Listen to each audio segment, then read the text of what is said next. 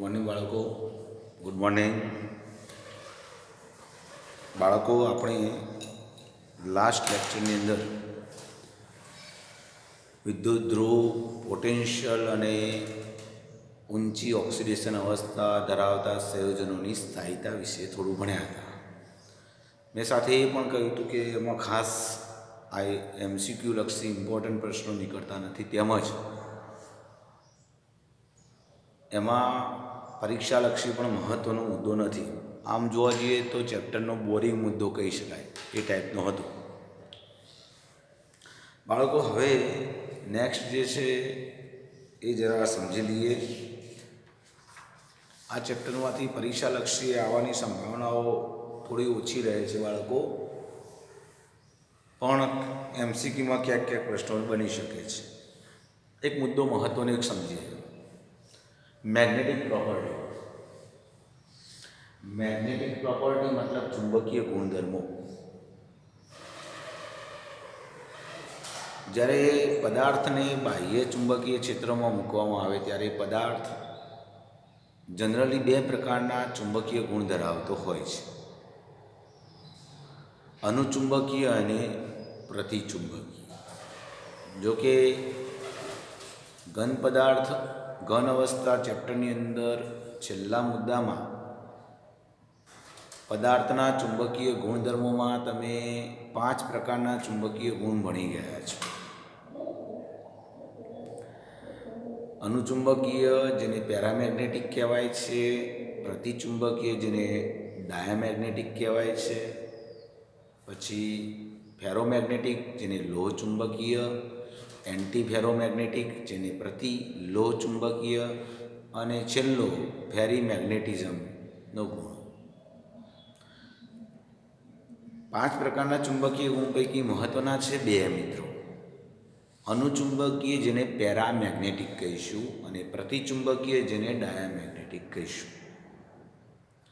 બાહ્ય ચુંબકીય ક્ષેત્ર જ્યારે લાગુ પાડવામાં આવે ત્યારે પદાર્થનું વર્તન કેવું છે એના આધારે નક્કી કરવામાં આવે છે. પ્રતિચુંબકીય કોને કહીશું? તો જે પદાર્થ બાહ્ય ચુંબકીય ક્ષેત્રની હાજરીમાં અપાકર્ષણ અનુભવે છે. બાહ્ય ચુંબકીય આ પદાર્થ, આ દાખલા તરીકે આ ડસ્ટર એક પદાર્થ છે, અને આ ચોક એક પદાર્થ છે અને ડસ્ટર એક ચુંબક છે, એવું વિચારીએ. તો જ્યારે બાહ્યનું ચુંબકીય ક્ષેત્ર લાગુ પાડવું ત્યારે આ પદાર્થ બહારના ચુંબકનો વિરોધ કરે, મતલબ એકબીજાથી દૂર જવાનો પ્રયત્ન કરે, અપાકર્ષણ અનુભવે. તો બહારના ચુંબકનો વિરોધ કરે તેને કહેવાય પ્રતિચુંબકીય પદાર્થો, જેને અંગ્રેજીમાં ડાયામેગ્નેટિક કહીશું. આવા પદાર્થોમાં બધા જ ઇલેક્ટ્રોન યુગ્મિત હોય છે, એટલે કે બધા જ ઇલેક્ટ્રોન પેરમાં હોય છે. એક કક્ષકમાં 2 ઇલેક્ટ્રોન, સંપૂર્ણ ટૂંકમાં ઇલેક્ટ્રોન રચનામાં દરેક કક્ષક સંપૂર્ણ ભરેલી હોય છે. તો આવા પદાર્થો જનરલી પ્રતિચુંબકીય ડાયામેગ્નેટિક હોય છે, જેમાં ચુંબકીય ચાકમાત્રાનું મૂલ્ય 0 થાય છે, કારણ કે જેટલા જ ઇલેક્ટ્રોન એક દિશામાં છે તેટલા જ ઇલેક્ટ્રોન એની વિરોધ દિશામાં છે. જેટલા ઇલેક્ટ્રોન બહારનું ચુંબકત્વ મેળવે છે તેટલા જ ઇલેક્ટ્રોન બહારનું ચુંબકત્વ ગુમાવે છે. ઉપરાંત એ પરસ્પર વિરુદ્ધ ભ્રમણના લીધે બહારના ચુંબકત્વનું ભ્રમણ અને પદાર્થમાં રહેલા ઇલેક્ટ્રોનના ભ્રમણની દિશા પરસ્પર વિરુદ્ધ છે, એમાં માટે ચુંબકનો વિરોધ કરે છે. ટૂંકમાં આપણે એવું કહી શકીએ કે પ્રતિચુંબકીય પદાર્થો એટલે કે જે બાહ્ય ચુંબકીય ક્ષેત્રની હાજરીમાં અપાકર્ષણ અનુભવે, તેમાં બધા જ ઇલેક્ટ્રોન યુગ્મિત હોય છે. આટલું ઇનફ છે. અનુચુંબકીય, જેને પેરામેગ્નેટિક કહીશું, કોને કહેવાય? જે પદાર્થ બાહ્ય ચુંબકીય ક્ષેત્રની હાજરીમાં આકર્ષણ અનુભવે છે, એટ્રેક્શન થાય છે, તેમને અનુચુંબકીય અથવા તો પેરામેગ્નેટિક કહેવાય. એ લખ્યું નથી, લખી દઈએ: પેરામેગ્નેટિક.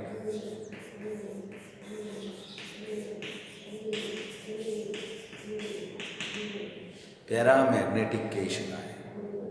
આવા પદાર્થોમાં અયુગ્મિત ઇલેક્ટ્રોન હોય જ. અનુચુંબકીય પદાર્થોમાં અયુગ્મિત ઇલેક્ટ્રોન હોય છે જ. એના લીધે જ તેઓ બાહ્ય ચુંબકીય ક્ષેત્રની હાજરીમાં આકર્ષણ અનુભવે છે. અનુચુંબકીય ગુણ માટે અયુગ્મિત ઇલેક્ટ્રોનના લીધે જ જોવા મળે છે. અનુચુંબકીય ગુણ અયુગ્મિત ઇલેક્ટ્રોનના લીધે જ જોવા મળે છે. અયુગ્મિત ઇલેક્ટ્રોનના બે પ્રકારના ભ્રમણ છે પદાર્થમાં. કક્ષકમાં જ્યારે ઇલેક્ટ્રોન હોય, આપણે અગાઉ ધોરણ 11ની અંદર ભણી ચૂક્યા છે કે ઇલેક્ટ્રોન બે ટાઈપના ભ્રમણ કરે. એક કક્ષકમાં ભ્રમણ કરે, સંપૂર્ણ કક્ષામાં ભ્રમણ કરે, અને એક પોતાની ધરી પર ભ્રમણ કરે. કક્ષામાં ભ્રમણ કરે એને કક્ષીય ભ્રમણ કહેવાય, અને ધરી પર ભ્રમણ કરે એને ધરી ભ્રમણ અથવા તો સ્પિન પણ કહેવાય છે. બાળકો, તો ઇલેક્ટ્રોન બે ટાઈપના ભ્રમણ કરે તો બે પ્રકારના ચુંબક ઉત્પન્ન કરે.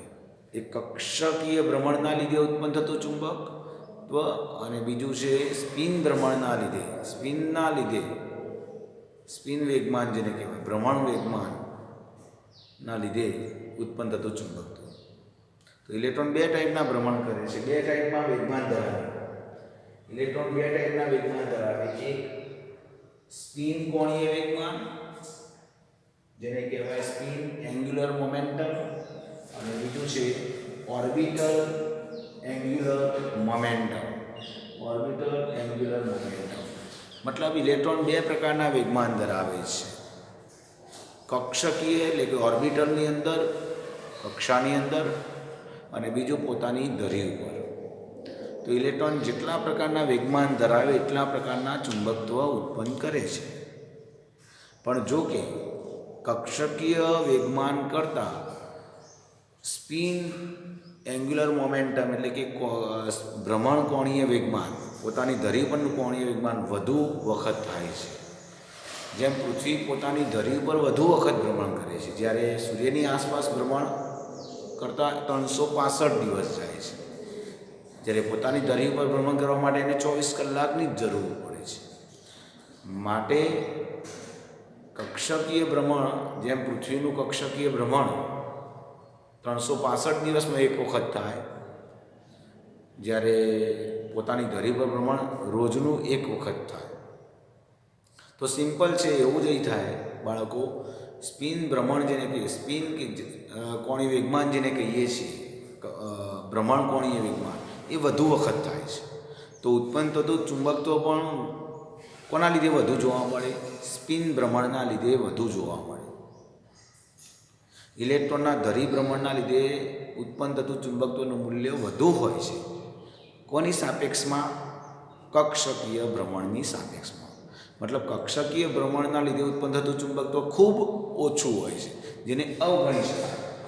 તો અનુચુંબકીય પદાર્થોમાં ચુંબકીય ચાર્જ માત્રા, ચુંબકત્વનું મૂલ્ય જેને કહેવાય ચુંબકીય ચાર્જ માત્રા, મોટા ભાગે કોને આભારી છે? ભ્રમણ કોણીય વેગમાનને જ આભારી છે. જ્યારે કક્ષકીય કોણીય વેગમાનનો ફાળો નહિવત છે, તે આપણે એને અવગણીશું. ભ્રમણ કોણીય વેગમાનના આધારે ચુંબકીય ચાર્જ માત્રા શોધવાનું સૈદ્ધાંતિક સૂત્ર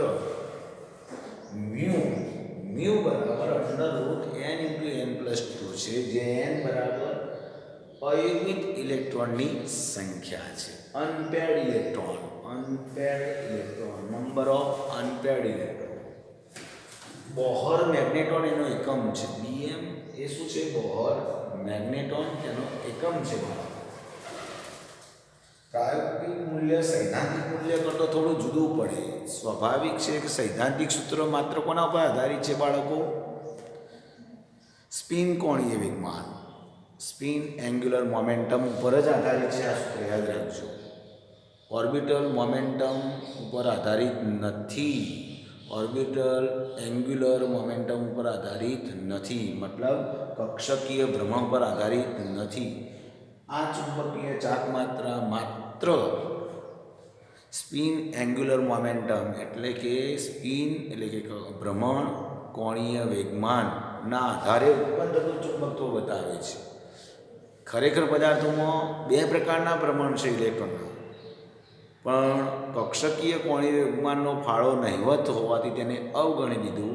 તો સૈદ્ધાંતિક મૂલ્ય કોના આધારે નક્કી કર્યું? માત્ર ને માત્ર ભ્રમણ કોણીય વિજ્ઞાનને આધારે. એટલે સિમ્પલ છે કે પ્રેક્ટિકલી તમે નક્કી કરશો પદાર્થનું ચુંબકીય ચાકમાત્રા, એ સૈદ્ધાંતિક કરતાં થોડી જુદી પડે, કારણ કે આપણે કયું ભ્રમણ ધ્યાનમાં નથી લીધું? કક્ષકીય ભ્રમણ ધ્યાનમાં લીધું નથી. તો ચાલો બાળકો કેટલાક ઉદાહરણ આ પછી જોઈએ કે જેમાં પેજ નંબર બાળકો 228 ઉપર આ મુદ્દો છે. તમે સ્ક્રીનશોટ પાડી દો, પછી હું બીજી બાબત કેટલીક લખાવી દઉં છું. અને લખવાની આદત પાડજો ને વાંચજો.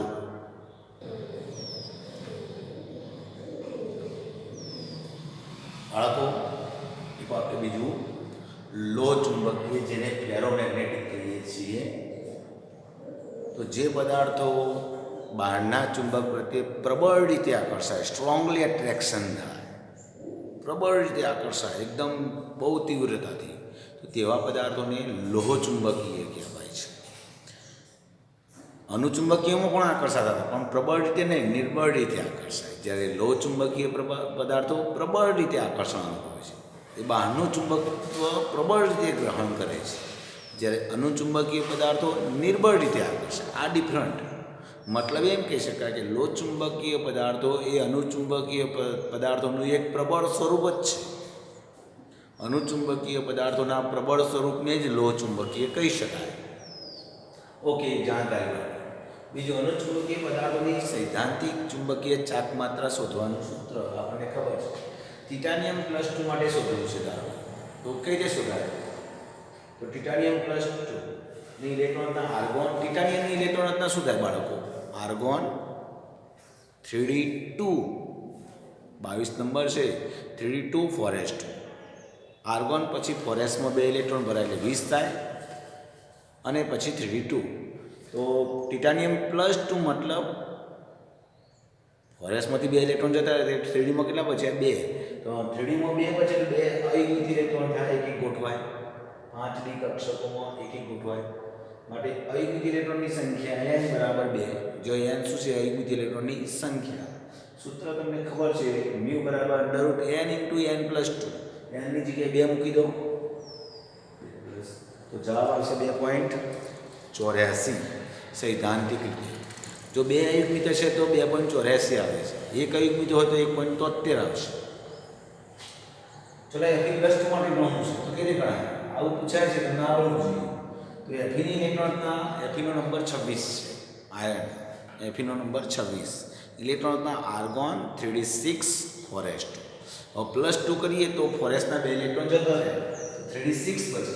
કેટલાક ઉતાવળિયા વિદ્યાર્થીઓ શું કરે છે? n બરાબર 6 લઈ લે છે. ખોટું પડશે. તમારે ઇલેક્ટ્રોન ગોઠવવાના છે.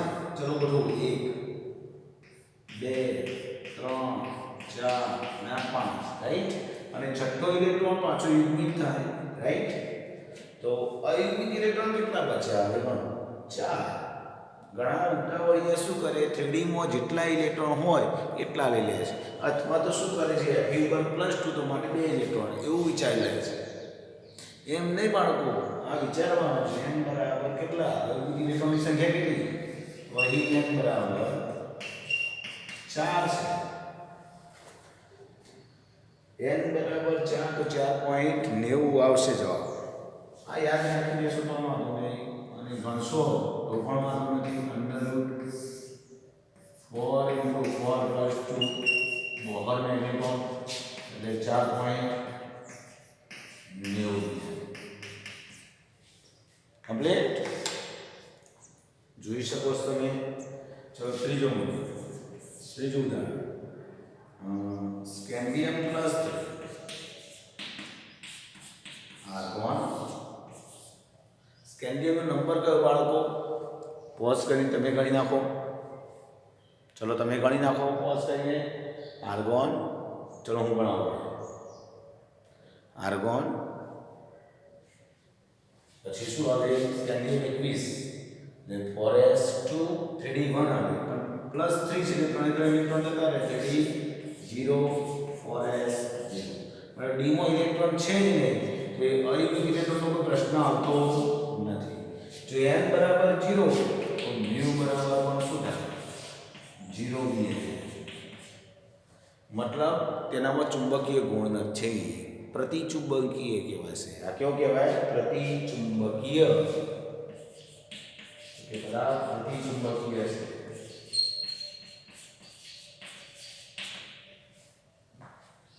ओके चौथो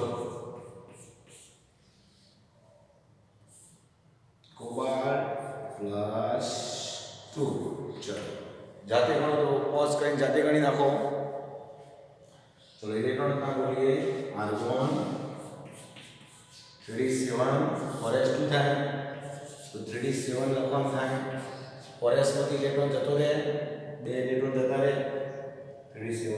3d7 તો યુનિટ ઇલેક્ટ્રોન કેટલા તો ઉતાવળમાં આપણે 7 લખવાનું નથી ડી કક્ષકમાં 7 ઇલેક્ટ્રોન ગોઠવી દો તો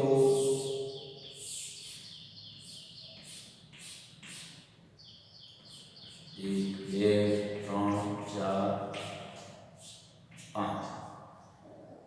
6 અને 7 રાઈટ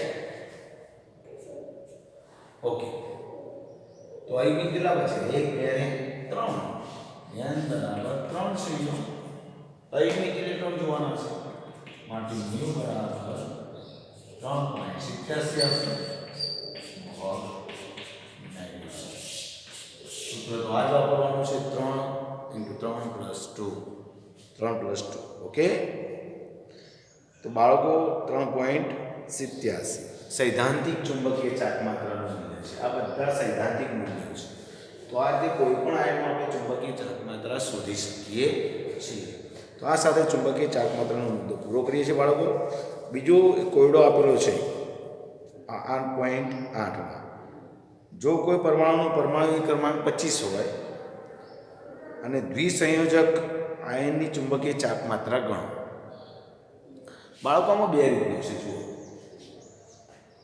તમને યુનિટ ઇલેક્ટ્રોન આપ્યા હોય તો ચુંબકીય ચાર્જ માત્રા ગણી શકો છો અથવા તો ચુંબકીય ચાર્જ માત્રા આપી હોય તો અયુનિટ ઇલેક્ટ્રોન પણ કહી શકીએ છીએ ચલો આમાં 25 પરમાણુ ક્રમાંક કીધો એટલે મેંગેનીઝ થવાનું દ્વિસંયોજક એટલે મેંગેનીઝ +2 થવાનું જાતે વિચારી શકો છો હવે મેંગેનીઝ +2 હોય તો તમે વિચારો તો મેંગેનીઝનો નંબર કયો 25 આર્ગોન 3d5 4s2 +2 મતલબ 4sના 2 ઇલેક્ટ્રોન જતા રહે રાઈટ હવે 3d માં 5 હવે d માં 5 ઇલેક્ટ્રોન કેજે ગોઠવાય એક જ આવે માટે d માં n બરાબર 5 અને h બરાબર 5 તો 5.92 બોહર મેગ્નેટોન આનો આન્સર રહેશે ઓકે ચલો લખાણ સંબંધિત પ્રશ્ન છે પાછો કે m+2 આયન z બરાબર 27 એટલે કોબાલ્ટ થયો કોબાલ્ટ +2 આયનની ચુંબકીય ચાર્જ માત્રા ઘણો આપણે ગણી નાખી હાલ જ ચલો બાળકો તમે આ લખી નાખો એ સ્ક્રીનશોટ પાડી દેવાનો લખી નાખો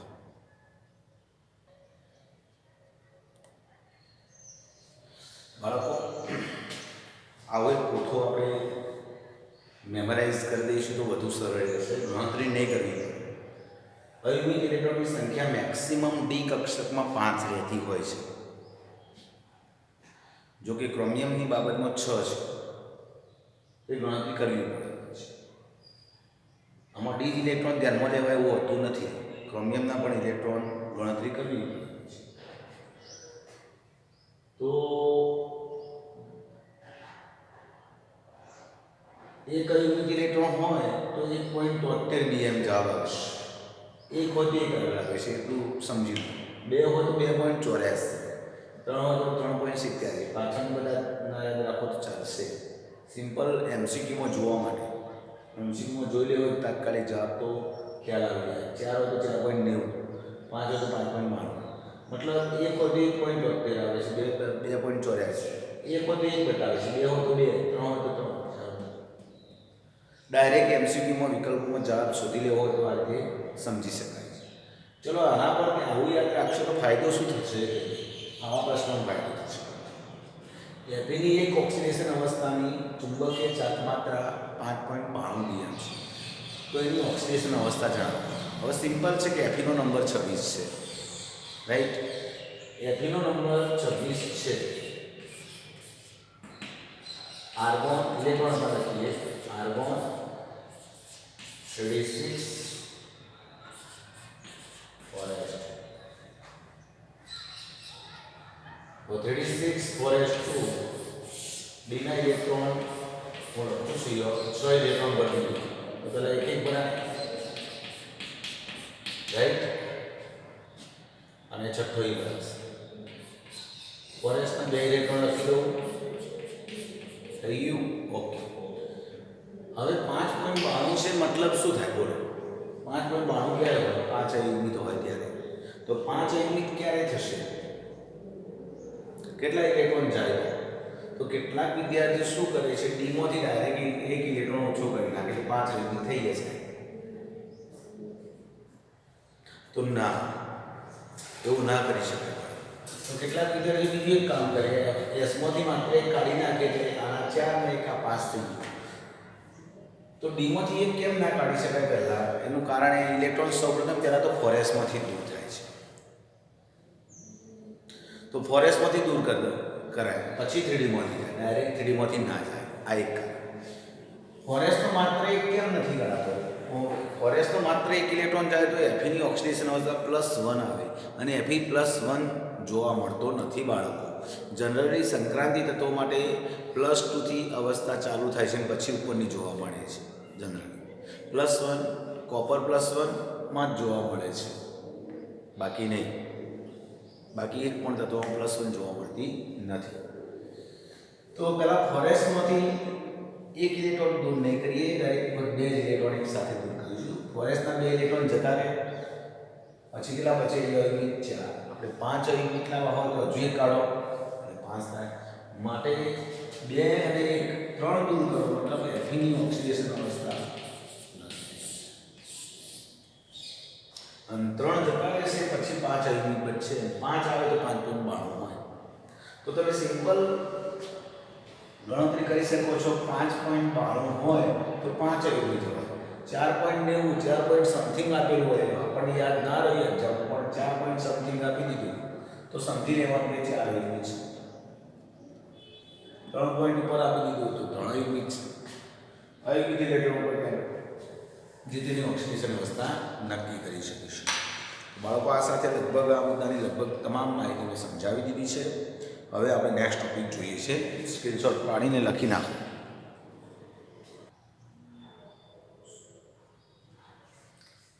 બાળકો સંક્રાંતિ તત્વોના સંયોજનો રંગીન હોય છે અથવા એના આયનો રંગીન હોય છે કેમ તેની સમજ મોટાભાગે રંગીન જોવા મળે છે તો એનું કારણ શું છે સમજીએ તો રંગીન આયનોનું નિર્માણ કેવી રીતે થાય છે તો જનરલી સંક્રાંતિ તત્વો જે છે ડી બ્લોક એલિમેન્ટમાં તેઓ સંકીર્ણ સંયોજનો વધુ સરળતાથી બનાવી શકે છે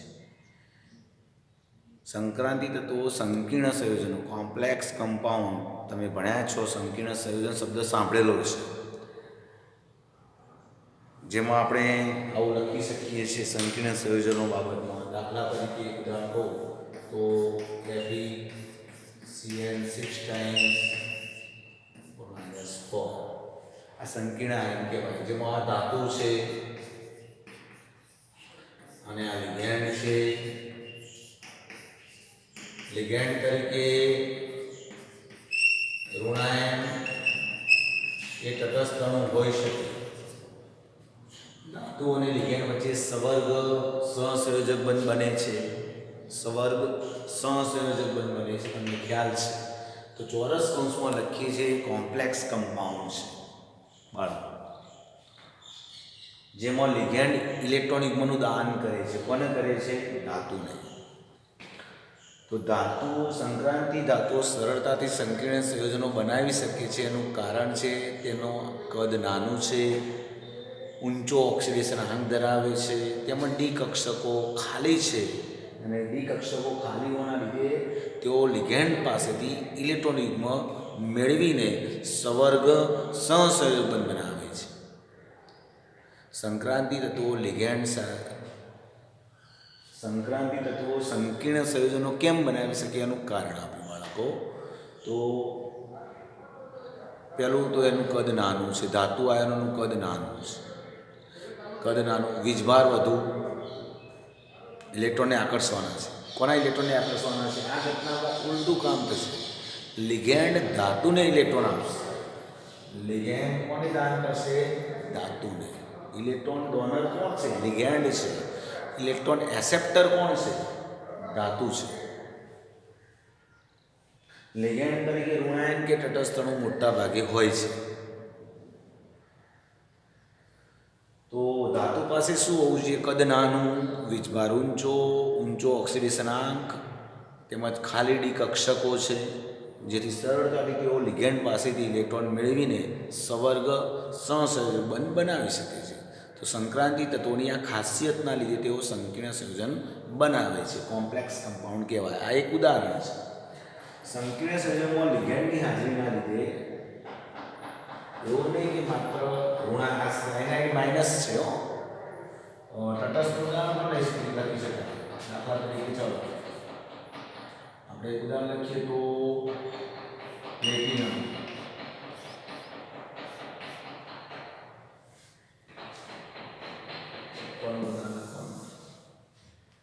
કોપર, એમોનિયા, ઓર્ટાઇન્સ. આ સંકીર્ણ સંયોજનો કેવી રીતે બને છે એની સમજ આપણે ચેપ્ટર નંબર 9 ની અંદર ભણીશું. ચેપ્ટર નંબર 9 માં ભણીશું. એ કોપર લિગેન્ડ ધાતુ છે, એમોનિયા લિગેન્ડ છે, તટસ્થ લિગેન્ડ છે. કેવો છે? તટસ્થ. સાયનાઇડ માઇનસ લિગેન્ડ છે, ઋણ લિગેન્ડ. તો લિગેન્ડ તરીકે ઋણ કાં તો તટસ્થ હોઈ શકે. એક ઉદાહરણ. તો લિગેન્ડની હાજરીના લીધે ધાતુની 5 ડી કક્ષકો જે છે એ 2 ભાગમાં વિભાજિત થાય છે. આમ તો 5 ડી કક્ષકોની ઉર્જા સમાન હોય, પણ લિગેન્ડની હાજરીના લીધે ડી કક્ષકો 2 ભાગમાં વિભાજિત થાય છે. T2G અને Ag. એટલે કે નીચી ઉર્જાવાળી ને એક ઊંચી ઉર્જાવાળી. આની છે નીચી ઉર્જા. આ છે ઊંચી ઉર્જા. તો તમે જોયું બાળકો, સંકીર્ણ સંયોજનમાં લિગેન્ડની હાજરીના લીધે સંક્રાંતિ તત્વોની 5 ડી કક્ષકો જેની ઉર્જા સમાન હતી એ 2 ભાગમાં વિભાજિત થઈ ગઈ, નીચી ઉર્જાવાળી અને ઊંચી ઉર્જાવાળી. તો આ અષ્ટફલક માટે લખેલું છે આપણે. અષ્ટફલક સંકીર્ણ માટે.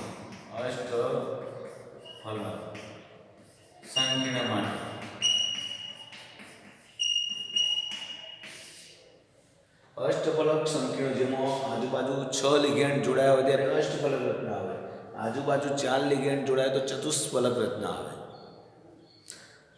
ધાતુ આયનની આજુબાજુ 6 લિગેન્ડ વીંટળાયેલા હોય તો અષ્ટફલક રચના હોય બાળકો.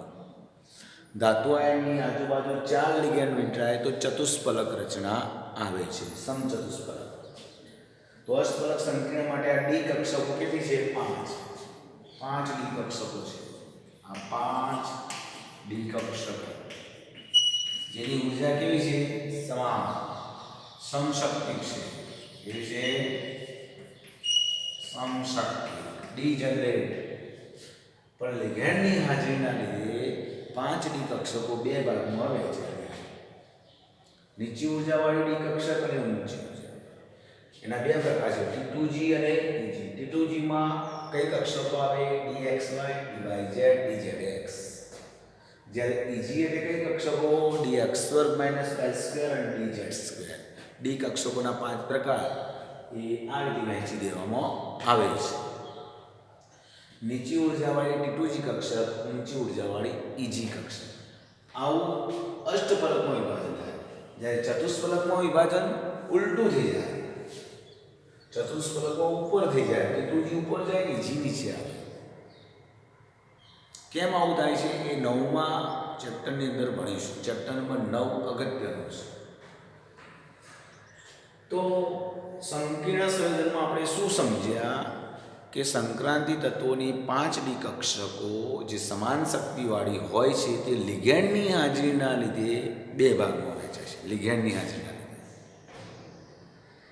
નીચી ઉર્જાવાળી અને ઊંચી ઉર્જાવાળી.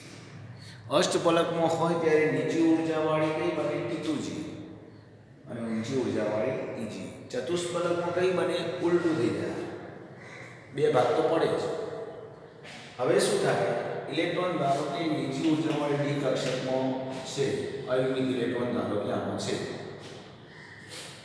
T2Gમાં, પ્રકાશ આપાત કરો એટલે શું થાય, આ નીચી ઉર્જાવાળી ડી કક્ષકનો ઇલેક્ટ્રોન ઉર્જાનું શું કરે, શોષણ, અને નીચી ઉર્જાવાળી ડી કક્ષકમાંથી ઇલેક્ટ્રોન જમ્પ મારીને ક્યાં જાય, ઉપર ઊંચી ઉર્જાવાળી ડી કક્ષક.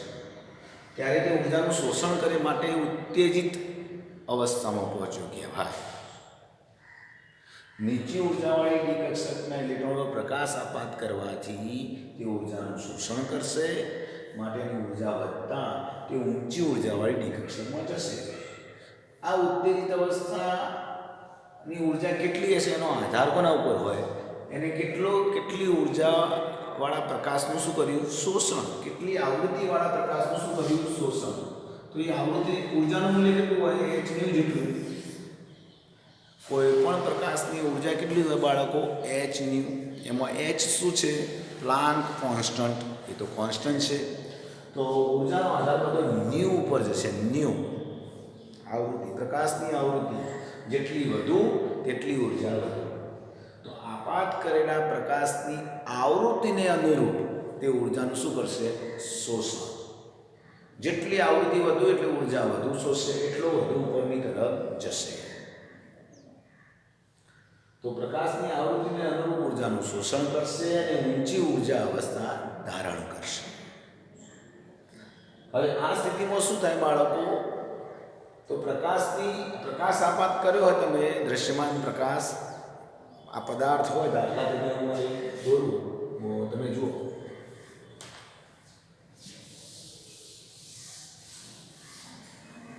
દ્રશ્યમાન આ પદાર્થ છે અને તમે એ પ્રકાશ આપાત કરો છો. આ બલ્બમાંથી પ્રકાશ આપાત કર્યો, પ્રકાશ દ્રાવણમાં ગયો, જલીય દ્રાવણ છે, જલીય દ્રાવણમાં પાણીના અણુ લિગેન્ડ તરીકે વર્તે છે બાળકો. જલીય દ્રાવણમાં પાણીના અણુ H2O અણુ તટસ્થ લિગેન્ડ તરીકે વર્તશે. લિગેન્ડ ઋણ હોઈ શકે કાં તો તટસ્થ હોઈ શકે. લિગેન્ડની હાજરીમાં ડી કક્ષકો બે ભાગમાં વિભાજિત થાય છે, નીચી ઉર્જાવાળી અને ઊંચી ઉર્જાવાળી. બે પ્રકાર છે, T2G અને EG. અષ્ટફલકમાં T2Gની ઉર્જા નીચી હોય અને EGની ઉર્જા વધુ હોય, જ્યારે ચતુષ્ફલકમાં ઉલટું હોય. મેં આવું કહ્યું તમને. હવે તમે પ્રકાશ આપાત કરો એટલે દ્રશ્યમાન પ્રકાશ એટલે જાની વાલી પીનારા 7 રંગોનું મિશ્રણ હોય ત્યારે તે સફેદ પ્રકાશ કહેવાય. તો સફેદ પ્રકાશ તમે આપાત કરો એટલે આ પદાર્થ જે બન્યો હોય તે સંકીર્ણ સંયોજન જે નાખ્યું હોય તે એના પોતાના ગુણધર્મોને આધારે અંદરથી પ્રકાશનું શું કરશે, શોષણ.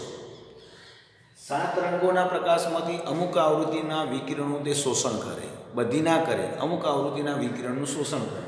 બાકીના રંગોવાળો પ્રકાશ બહાર નીકળે. બાકીના રંગોવાળો પ્રકાશ જ્યારે બહાર નીકળે ત્યારે એ સફેદ પ્રકાશ નહીં હોય, કારણ કે અમુક આવૃત્તિ ગુમ થઈ ગઈ. કોણે શોષી લીધી, દ્રાવણે શોષી લીધી. તો બાકીના રંગો જે નીકળ્યા એનું મિશ્રણ થઈને આપણી આંખોમાં આવે ત્યારે આપણને રંગીન દેખાય છે, જેને આ શોષેલા રંગોને અવશોષિત રંગો કહીએ આપણે, અને બાકીના રંગો જે નીકળે એને પૂરક રંગો કહીએ. એના પૂરક રંગોનું મિશ્રણ મળશે. તો પૂરક રંગ મળશે, જેમાં દાખલા તરીકે એમ કહું કે ભાઈ આ પદાર્થ ભર્યો છે એને જાંબલી રંગના વિકિરણનું શોષણ કર્યું ધારો કે, તો જાંબલી સિવાયના બાકીના રંગો બહાર નીકળે એ પૂરક રંગોનું મિશ્રણ બનશે અને આપણી આંખમાં આવશે. એ રંગોનું મિશ્રણ થઈને જે રંગ બને તે આપણે એમ કહીશું કે આ પદાર્થનો રંગ એ છે. દાખલા તરીકે એને જાંબલી રંગનું શોષણ કર્યું અને બાકીના રંગોનું મિશ્રણ થઈને આપણને દેખાયો કે આ પદાર્થ લાલ છે, તો એનો આપણે આંખોમાં રંગ આવ્યો લાલ, તો આપણે એમ કહીશું કે આ લાલ રંગનો પદાર્થ છે. આપણી આંખોમાં જે રંગ આવશે તે આપણે બોલીશું કે રંગનો પદાર્થ છે. એને શોષ્યો એ રંગ નહીં બોલીએ, પદાર્થે શોષેલો રંગ જાંબલી છે, પણ આપણી આંખોમાં બાકીના રંગો આવવાના છે, તો બાકીના રંગોનું મિશ્રણ જે આવે તે રંગનો પદાર્થ છે એમ કહેવાય. તો રંગીન કેમ બને છે સમજ્યા મારી વાત આવે છે. જ્યારે નીચી ઉર્જાવાળી ડી કક્ષકમાંથી ઇલેક્ટ્રોન ઊંચી ઉર્જાવાળી ડી કક્ષકમાં જાય છે ત્યારે ઉત્તેજિત ઉર્જા આ ઉર્જા અવશોષિત પ્રકાશની આવૃત્તિને અનુરૂપ હોય છે. એટલે પ્રકાશની આવૃત્તિ કેટલી છે, કેટલી આવૃત્તિવાળો પ્રકાશ શોષે અને અનુરૂપ ઉર્જા છે, જે લિગેન્ડના સ્વભાવ પર આધાર રાખે છે. લિગેન્ડ જુદા જુદા હોય બાળકો, ઘણા પ્રકારના લિગેન્ડ હોય છે. એમાં બે ટાઈપ, વિજ્ઞાનની દ્રષ્ટિએ બે ટાઈપ પાડી છે મોટા ભાગે, ઋણાયન અને તટસ્થ. ધન લિગેન્ડ પણ હોય પણ ભાગ્યે જ હોય.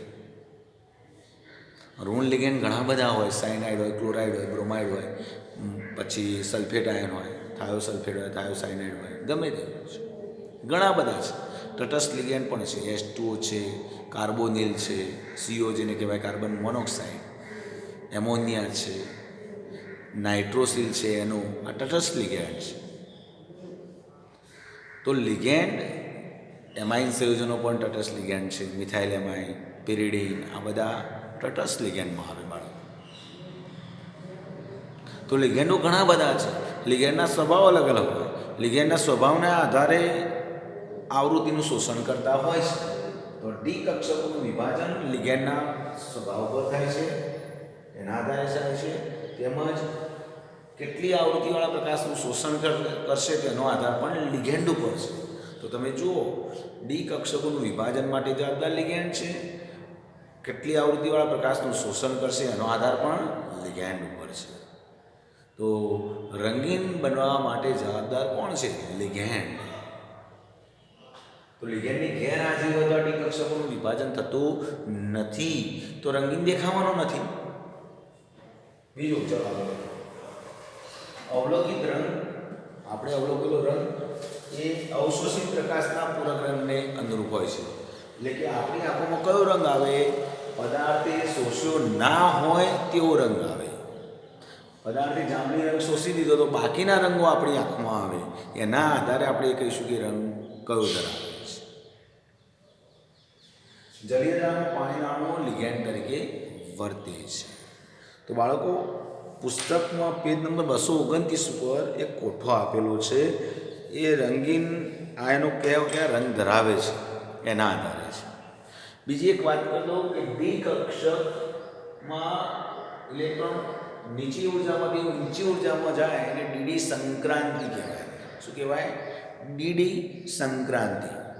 D2D ટ્રાન્ઝિશન કહી શકાય. D2D transition. નીચી ઉર્જાવાળી ડી કક્ષકમાંથી ઊંચી ઉર્જાવાળી ડી કક્ષકમાં જવું એને કહેવાય ડીડી સંક્રાંતિ. ડીડી સંક્રાંતિ. તો ડીડી સંક્રાંતિના લીધે આયનો રંગીન દેખાય છે. ઓકે. અને આ ક્યારે સંભવી શકે? જ્યારે અયુગ્મિત ઇલેક્ટ્રોન હોય તો, અને તો જ. અયુગ્મિત ઇલેક્ટ્રોન ના હોય તો રંગીન દેખાતા નથી. ચલો આટલું લખી નાખો, પછી પાછળનું થોડું લખાવી દઉં છું. જો પછી સ્ક્રીનશોટ મારી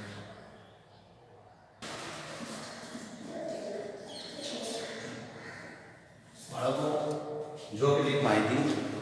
નીચી ઉર્જાવાળી ડી કક્ષકમાંથી ઇલેક્ટ્રોન ઊંચી ઉર્જાવાળી ડી કક્ષકમાં સંક્રમણ કરે એને ડીડી સંક્રાંતિ, D2D ટ્રાન્ઝિશન કહે છે. તેના લીધે આયનો રંગીન બને છે અથવા રંગ ધરાવે છે. ડીડી સંક્રાંતિ માટે અયુગ્મિત ઇલેક્ટ્રોનની હાજરી અનિવાર્ય છે. અયુગ્મિત ઇલેક્ટ્રોન હોવો જ જોઈએ. જો બધા જ ઇલેક્ટ્રોન યુગ્મિત હોય કાં તો ડી કક્ષક ખાલી હોય તો આયનો રંગ વગરના બને છે, રંગ ધરાવતા નથી. કોઠાની અંદર તમને આપેલી છે રંગીન બાબતો જોઈ લઈએ. તો જાંબલી રંગ ધરાવતા કેટલાક આયનો છે? ટિટાનિયમ +3, વેનેડિયમ +2, ક્રોમિયમ +3, મેંગેનીઝ +3.